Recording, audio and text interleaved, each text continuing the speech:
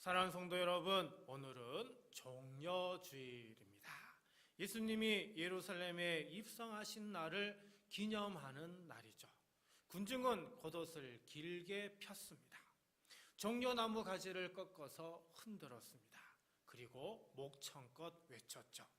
호산나 다윗의 자손이여, 주의 이름으로 오시는 이여.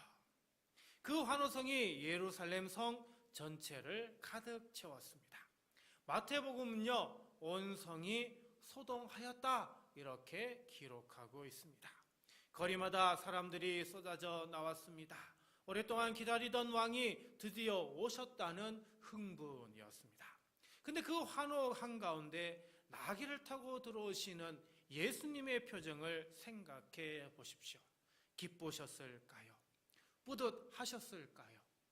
누가복음 19장 41절은 그 장면을 이렇게 기록합니다. 가까이 오사 성을 보시고 우시며. 군중은 환호하는데요, 예수님은 어떻게 해요? 울고 계셨습니다. 사람들의 눈에는 승리의 입성이었지만 예수님의 눈에는 전혀 다른 장면이었습니다. 예수님은 알고 계셨습니다. 이 환호가 닷새 후에 어떻게 바뀔지를, 이 길의 끝에 무엇이 기다리고 있는지를. 그럼에도 그분은 멈추지 않으셨습니다. 돌아서지 않으셨습니다. 예루살렘을 향해 걸어 들어가셨습니다. 오늘 우리가 읽은 본문 이사야 50장은 예수님이 태어나시기 전 약 700년 전에 기록된 말씀입니다. 이사야서에는 종의 노래라고 불리는 특별한 본문들이 있습니다. 모두 4편의 노래이죠. 이 노래들은요, 모두 한 사람을 가리키고 있습니다. 하나님의 뜻을 이루기 위해 보냄받은 종이죠. 근데 이 종은요, 우리가 기대하는 영웅의 모습이 아닙니다. 화려하지 않습니다. 강하지 않습니다. 고난받고요, 모욕당하고요, 수치를 감당하는 분이십니다. 그러나 끝까지 흔들리지 않으시는 분이죠. 오늘 본문은요, 그중 3번째 종의 노래로서 바로 종의 내면의 고백을 보여줍니다. 이 종이 무슨 생각을 하고 있는지, 무엇이 그를 붙들고 있는지, 어디서 그 힘이 나오는지를 들려줍니다. 700년 후에 이 노래를 온몸으로 살아내신 분이 계셨습니다. 오늘 나귀를 타고 예루살렘에 입성하신 분, 바로 그분 예수 그리스도이십니다. 이사야 예언은요, 추상적인 시가 아니었습니다. 그것은 예수님의 삶의 설계도였습니다. 예수님은 이 노래를 알고 계셨죠. 그리고 그 노래대로 사셨습니다. 그 노래대로 걸어가셨습니다. 오늘 우리가 이 말씀 앞에 앉은 것은요, 단순히 700년 전 예언을 공부하기 위해 온 게 아닙니다. 오늘 예루살렘으로 걸어 들어가신 예수님의 마음속을 들여다보기 위해 오신 겁니다. 그 마음에 무엇이 있었는지, 무엇이 그분을 붙들었는지, 무엇이 그 발걸음을 멈추지 않게 했는지. 본문의 제목이자 오늘의 설교 제목은 이것입니다. 나를 도우시리니. 이것은 바로 이 종의 고백입니다. 이것은 예수님의 고백입니다. 그리고 오늘 이 말씀을 듣는 우리 모두의 고백이 되기를 간절히 바랍니다. 먼저 우리 4절 말씀 함께 볼까요? 주 여호와께서 학자들의 혀를 내게 주사 나로 공고한 자를 말로 어떻게 도와줄 줄을 알게 하시고 아침마다 깨우치시되 나의 귀를 깨우치사 학자들 같이 알아듣게 하시도다. 여러분, 4절을 잘 보셔야 하는데요, 혀를 먼저 여신 것이 아니라 귀를 먼저 여셨다라는 겁니다. 말하는 능력보다 듣는 능력을 먼저 주셨죠. 여기 학자라는 단어가 나오는데요, 이 단어의 원어가 림무딤입니다.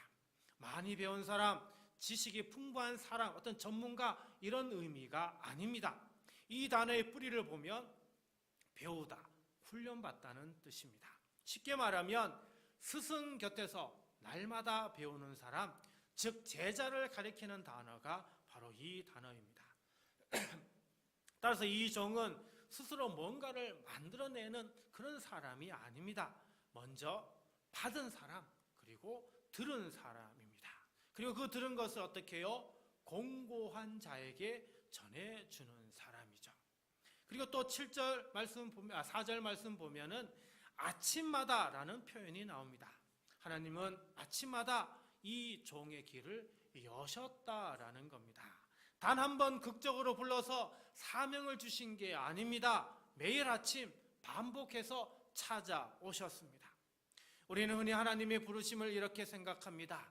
언젠가 한 번 하늘에서 음성이 들리면 그게 소명이야. 근데 오늘 본문을 보니까 다르게 말하고 있습니다. 소명은요, 매일 아침 열리는 귀에서 시작됩니다. 하루 이틀이 아닙니다. 날마다입니다. 마가복음 1장 35절에 예수님은 새벽 아직 어두울 때 한적한 곳에 나아가 기도하셨다 분명히 말씀합니다. 여러분, 이 새벽 기도가 무엇이었겠습니까? 아버지의 음성을 듣는 시간이었습니다. 예수님도 아침마다 귀를 여셨습니다. 그것이 예수님의 삶의 방식이었죠. 5절 말씀 볼까요? 주 여호와께서 나의 귀를 여셨으므로 내가 거역하지도 아니하며 뒤로 물러가지도 아니하며. 자, 여기 보니까 귀를 여셨으므로와 거역하지 아니하며 이 두 문장이 연결되어 있는 것을 볼 수가 있습니다. 여러분, 순종의 이유가 바로 여기에 있습니다. 이 종이 거역하지 않은 것은 의지가 강해서가 아닙니다. 참을성이 남달라서도 아닙니다. 하나님이 귀를 여셨기 때문입니다. 들음이 순종을 만들어냅니다. 순종은 결단에서 시작되는 게 아니라 먼저 열린 귀에서 시작되는 것이죠. 느헤미야를 생각해 보십시오. 그는 바벨론 왕궁에서 술을 맡은 관원장이었습니다. 안락하고 안전한 자리였죠. 그런데 어느 날 예루살렘 성벽이 무너져 있다는 소식을 들었습니다. 느헤미야는 그 자리에서 주저앉아 수일 동안 울며 금식하며 기도했죠.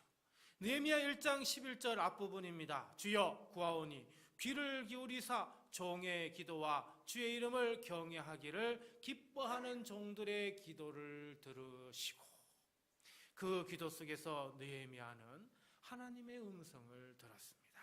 그 들음이 느헤미야를 움직였습니다. 안락한 왕궁을 떠나 무너진 예루살렘으로 향하게 했습니다. 들음이 없었다면 그 순종은 없었을 것입니다. 귀를 연 자만이 하나님의 부르심에 응답할 수 있는 것이죠. 오늘 종려주일 예수님은 예루살렘으로 걸어 들어가셨습니다. 군중의 환호 속에서도 예수님은 알고 계셨습니다. 이 글의 끝에 무엇이 있는지를 말이죠. 하지만 그분은 멈추지 않으셨습니다. 누가복음 9장 51절입니다. 예수께서 승천하실 기약이 차감해 예루살렘을 향하여 올라가기로 굳게 결심하시고. 여기 굳게 결심하다라는 말의 원래 뜻은 앞에 얼굴이라는 단어가 들어가야 됩니다. 얼굴을 굳게 하셨다, 이런 뜻입니다. 이 말은 흔들리지 않는 방향, 돌아서지 않는 걸음을 의미하죠. 그 굳은 결심의 뿌리가 어디에 있었겠습니까? 아침마다 아버지의 음성을 들으신 열린 귀였기 때문입니다. 날마다 훈련받은 제자였기 때문입니다. 사랑하는 성도 여러분, 우리는 지금 무엇을 듣고 있습니까? 아침마다 어떤 음성에 귀를 기울이고 있습니까? 뉴스입니까? 걱정입니까? 아니면 다른 사람의 말입니까? 하나님은 오늘 또 아침마다 우리의 귀를 두드리고 계십니다. 그 귀가 열릴 때 순종이 시작됩니다. 그 귀가 열릴 때 우리도 주님이 가신 그 길을 따라 걸을 수 있습니다. 말씀하옵소서, 주의 종이 듣겠나이다. 이것이 오늘 우리가 드려야 할 첫 번째 고백입니다. 6절 말씀 볼까요? 나를 때리는 자들에게 내 등을 맡기며 나의 수염을 뽑는 자들에게 나의 뺨을 맡기며 모욕과 침뱉음을 당하여도 내 얼굴을 가리지 아니하였느니라. 자, 여기서 가장 중요한 단어는 맡기며라는 단어입니다. 맡기다, 히브리어로 나타티라고 하는데요. 이 단어의 본래 뜻은 스스로 결정해서 의지를 가지고 내어주었다라고 하는 뜻입니다. 여러분, 당한 게 아닙니다. 드린 겁니다. 빼앗긴 게 아닙니다. 내어준 것입니다. 6절의 구조를 자세히 보면요, 고난이 점점 쌓여가는 것을 알 수 있습니다. 처음에는 뭡니까? 등입니다. 때리는 자에게 등을 내어줍니다. 채찍을 맞는 자리죠. 그 다음은 뭐예요? 뺨입니다. 수염을 뽑는 자들에게 뺨을 내어줍니다. 고대 근동에서 수염을 뽑히는 것은요, 단순한 신체적 고통이 아니었습니다. 수염을 뽑힌다는 건 사람으로서의 존엄성을 빼앗긴다는 것을 말하는 것이죠. 그리고 마지막은 얼굴입니다. 모욕과 침뱉음입니다. 얼굴 정면을 향한 수치이죠. 등에서 뺨으로, 뺨에서 얼굴로. 이처럼 고난은요, 뒤에서 정면으로 다가옵니다. 그러나 중요한 것은 종은 단 한 번도 피하지 않았다는 사실입니다. 특히 마지막 표현을 우리는 놓치면 아니 됩니다. 내 얼굴을 가리지 아니하였느니라. 사랑하는 성도 여러분, 고통 앞에서 우리의 본능은 무엇입니까? 피하고요, 숨고요, 얼굴을 가립니다. 근데 이 종은 가리지 않았습니다. 침뱉음과 모욕을 정면으로 받아냈습니다. 성경 창세기의 인물 요셉을 생각해 보십시오. 요셉은 형들에게 팔려 이집트 노예가 되었습니다. 억울했습니다. 도망칠 수도 없었습니다. 그런데도 보디발의 집에서 성실하게 일했습니다. 그러자 이번에는 보디발의 아내가 누명을 씌워버립니다. 요셉은 감옥에 갇히게 되죠. 그 억울함, 그 수치를 누가 다 알아주겠습니까? 하지만 요셉은 감옥에서도 하나님 앞에서 신실했습니다. 도망치지 않았습니다. 원망으로 무너지지 않았습니다. 훗날 요셉은 형들 앞에서 이렇게 말하죠. 당신들이 나를 이곳에 팔았다고 해서 근심하지 마소서. 한탄하지 마소서. 하나님이 생명을 구원하시려고 나를 당신들보다 먼저 보내셨나이다. 요셉은요, 고난을 당한 게 아니었습니다. 하나님의 손 안에서 그 고난을 통과한 것이었던 겁니다.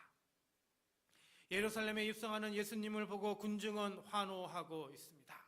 그 환호 한가운데 예수님이 나귀를 타고 들어오십니다. 그런데 그분은 그 환호 너머를 보고 계십니다. 며칠 후에 이 군중이 외칠 말을 알고 계셨습니다. 십자가에 못 박으라. 그 등에 채찍이 가해질 것을 아셨습니다. 그 얼굴에 침이 뱉어질 것을 아셨습니다. 그 뺨이 주먹으로 맞을 것을 아셨습니다. 여러분, 이 6절은요, 마태복음 26장 67절에서 그대로 성취됩니다. 이에 예수의 얼굴에 침 뱉으며 주먹으로 치고 어떤 사람은 손바닥으로 때리며. 이사야가 700년 전에 예언한 그 장면이 그대로 이루어졌습니다. 그런데 우리는 기억해야 됩니다. 예수님은 피하실 수 있었습니다. 12군단의 천사를 부를 수 있다고 친히 말씀까지 하셨죠. 하지만 부르지 않으셨습니다. 등을 내어 드렸습니다. 뺨을 내어 드리셨습니다. 얼굴을 가리지 않으셨습니다.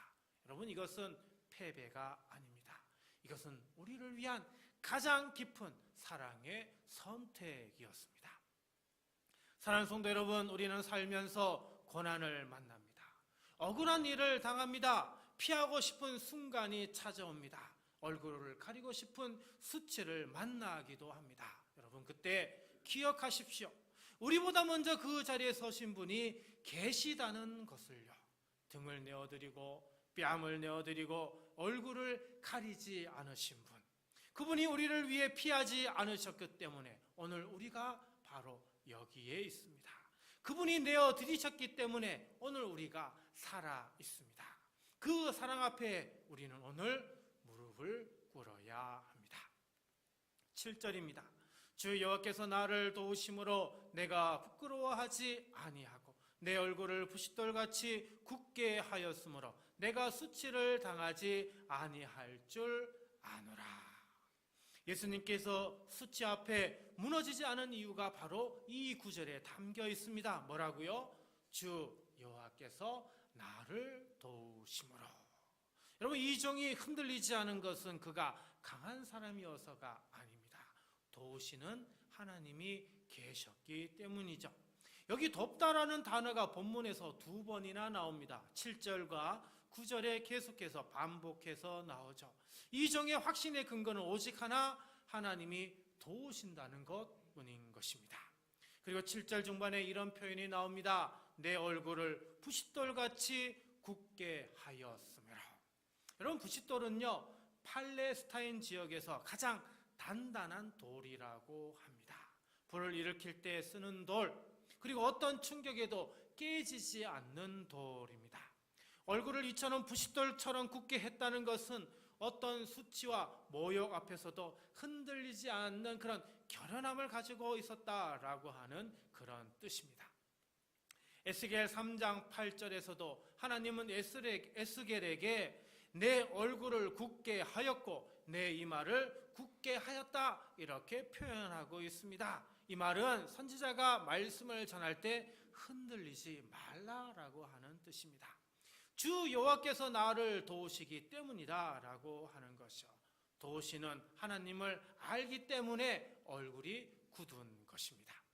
8절과 9절입니다. 나를 의롭다 하시는 이가 가까이 계시니 나와 다툴 자가 누구냐? 나와 함께 설지어다. 나의 대적이 누구냐? 내게 가까이 나올지어다. 보라, 주 여호와께서 나를 도우시리니 나를 정죄할 자 누구냐? 보라, 그들은 다 옥과 같이 헤어지며 좀이 그들을 먹으리라. 자, 여기에 다툴 자, 그리고 설지어다, 정죄할 자는 법정의 언어입니다. 종은 지금 재판장에 서 있는 것처럼 말하고 있습니다. 그런데 종은 여기서도 두렵지 않습니다. 왜? 나를 의롭다 하시는 이가 가까이 계시기 때문입니다. 이 말씀은 수백 년 후 바울에게 그대로 이어지죠. 로마서 8장 31절 뒷부분입니다. 만일 하나님이 우리를 위하시면 누가 우리를 대적하리요. 또 로마서 8장 33절 앞부분입니다. 누가 능히 하나님께서 택하신 자들을 고발하리요. 여러분, 이 종의 고백이 바로 복음의 언어가 된 것입니다. 여러분, 선지자 엘리야 아시죠? 갈멜산에서 바알 선지자, 아세라 선지자 850명과 맞섰습니다. 결과는요, 하나님의 불이 내려왔고요, 대승리였습니다.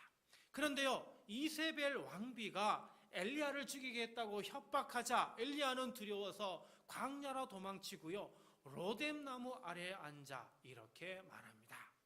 여호와여, 넉넉하오니 지금 내 생명을 거두시옵소서. 여러분, 위대한 선지자가요 완전히 무너졌습니다. 그런데 그때 하나님이 어떻게 하셨습니까? 천사를 보내셔서 떡과 물을 주셨습니다. 그리고는 일어나 먹으라, 내가 갈 길을 다 가지 못할까 하노라 라며 걱정하는 모습을 보여줍니다. 하나님의 도우심은요, 엘리야의 강함을 요구하는 게 아닙니다. 무너진 자리에 찾아오셔서 다시 일어날 수 있도록 붙들어 주시는 것이죠. 예수님은 예루살렘으로 들어가셨습니다. 그 주간에 무슨 일이 기다리고 있는지 다 아셨습니다. 재판이 기다리고 있었습니다. 모욕이 기다리고 있었습니다. 십자가가 기다리고 있었습니다. 하지만 겟세마네 동산에서 이 잔을 내게서 지나가게 하옵소라고 기도하실 정도로 예수님은 고통스럽고 그리고 두려움까지 가지고 계셨습니다. 그런데 예수님의 얼굴은 부싯돌처럼 굳어 있었습니다. 흔들리지 않았다라고 하는 거죠. 왜입니까? 요한복음 16장 32절에서 예수님은 이렇게 말씀하십니다. 보라, 너희가 다 각각 제 곳으로 흩어지고 나를 혼자 둘 때가 오나니 벌써 왔도다. 그러나 내가 혼자 있는 것이 아니라 아버지께서 나와 함께 계시느니라. 여러분, 이것이 전부였습니다. 아버지께서 함께 계신다. 아버지께서 나를 도우신다. 그 확신 하나가 예수님의 얼굴을 부싯돌처럼 굳게 했습니다. 그 확신 하나가 예수님을 십자가의 길로 걸어가게 했습니다. 그리고 그 십자가가 우리를 살렸습니다. 사랑하는 성도 여러분, 오늘 여러분 앞에도 어떤 고난이 있을 수 있습니다.